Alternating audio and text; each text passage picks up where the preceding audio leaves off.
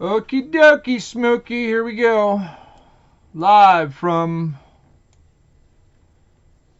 Dalesport, land of opportunity.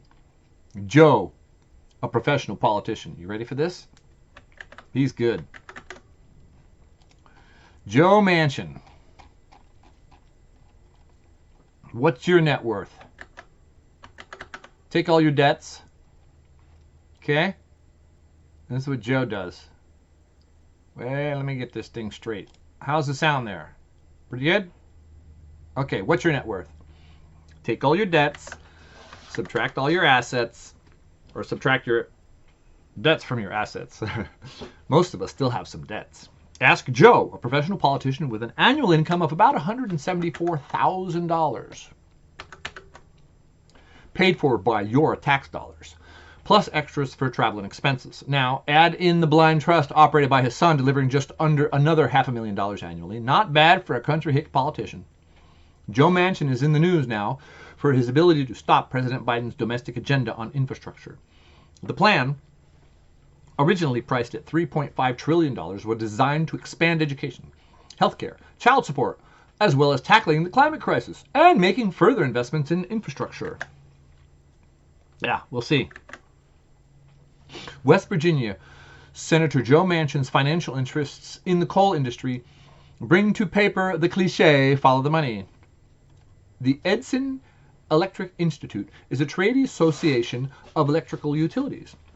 Senator Manchin expressed skepticism at a conference about the Biden administration's goals to have, that means cut in half, the greenhouse gas emissions from their 2005 levels by 2030.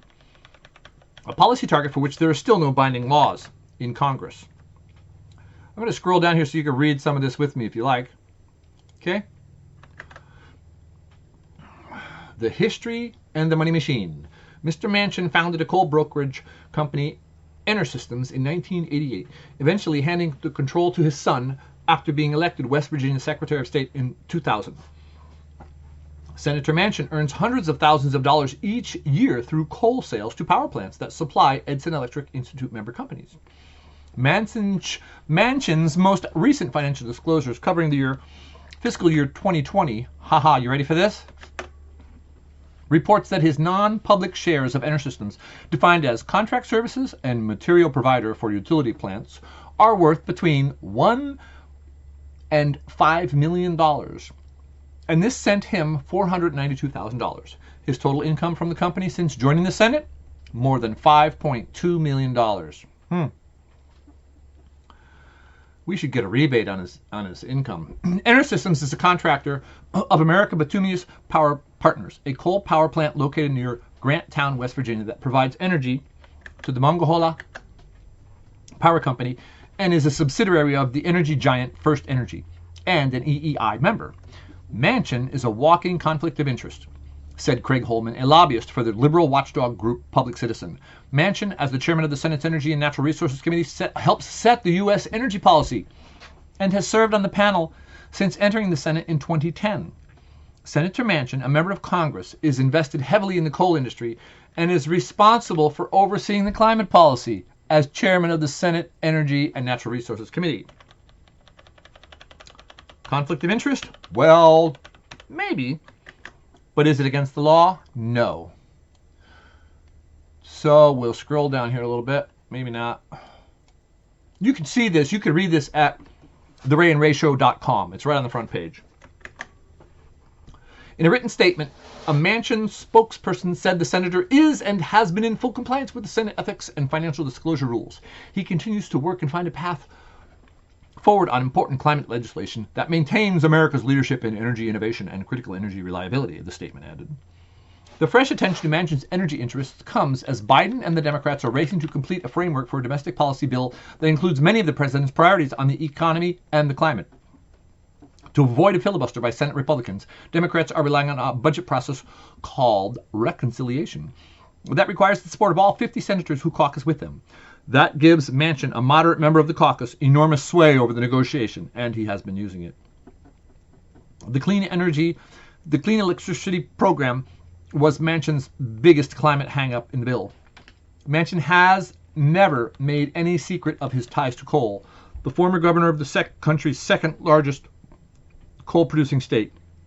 The senator also has a stake in another firm run by his son, Farmington Resources Incorporated, which services include support activity for coal and metal mining and drilling oil and gas wells.